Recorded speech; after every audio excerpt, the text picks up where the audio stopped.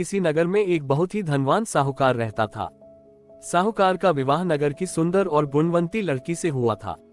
एक बार वो अपनी पत्नी को लेने बुधवार के दिन ससुराल गया और पत्नी के माता पिता से विदा कराने के लिए कहा।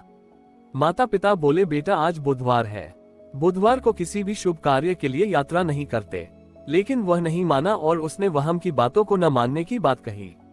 दोनों ने बैलगाड़ी से यात्रा प्रारंभ की। 2 कोस की यात्रा के बाद उसकी गाड़ी का एक पहिया टूट गया। वहां से दोनों ने पैदल ही यात्रा शुरू की।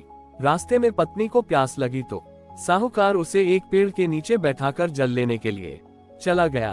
थोड़ी देर बाद जब वो कहीं से जल लेकर वापस आया तो वह बुरी तरह हैरान हो उठा, क्योंकि उसकी पत्नी के पास उसकी ही शक्ल सूरत का एक दूसरा व्यक्ति बैठा था। पत्नी भी साहूकार को देखकर हैरान रह गई।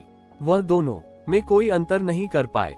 साहूकार ने उस व्यक्ति से पूछा, तुम कौन हो और मेरी पत्नी के पास क्यों बैठे हो? साहूकार की बात सुनकर उस व्यक्ति ने कहा, अरे भाई, यह मेरी पत्नी है। मैं अपनी पत्नी को ससुराल से विदा करा कर लाया हूँ।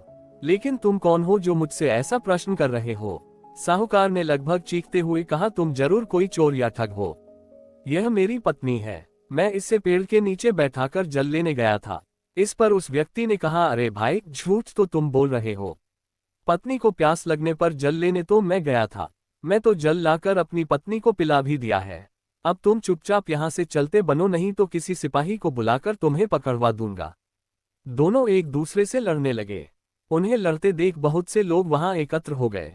नगर के कुछ सिपाही भी वहां आ गए। सिपाही उन दोनों को पकड़कर राजा के पास ले गए। सारी कहानी सुनकर राजा भी कोई निर्णय नहीं कर पाया। पत्नी भी उन दोनों में से अपने वास्तविक पति को नहीं पहचान पा रही थी। राजा ने उन दोनों को कारागार में डाल देने को कहा। राजा के फैसले को सुनकर असली साहूकार भयभीत हो उठा। तभी आकाशवाणी हुई, साहूकार, तूने माता पिता की बात नहीं मानी और बुधवार के दिन अपनी ससुराल से प्रस्थान किया। ये सब भगवान बुद्धदेव के प्रकोप से हो रहा है। साहूकार ने भगवान बुद्धदेव से प्रार्थना की कि हे भगवान बुद्धदेव, मुझे क्षमा कर दीजिए, मुझसे बहुत बड़ी गलती हुई। भविष्य में अब कभी बुधवार के दिन यात्रा नहीं करूंगा और सदैव बुधवार को आपका व्रत किया करूंगा। साहूकार की प्रार्थना से प्रसन्न होकर भगवान बुद्धदेव ने उसे क्षमा कर दिया। तभी दूसरा व्यक्ति राजा के सामने से गायब हो गया। राजा और दूसरे लोग इस चमत्कार को देखकर हैरान हो गए। भगवान बुद्धदेव की अनुकंपा से राजा ने साहूकार और उसकी पत्नी को सम्मानपूर्वक विदा किया। कुछ दूर चलने पर रास्ते में उन्हें बैलगाड़ी मिल गई। बैलगाड़ी का टूटा हुआ पहिया भी जुड़ा हुआ था। दोनों उसमें बैठकर नगर की ओर चल दिए।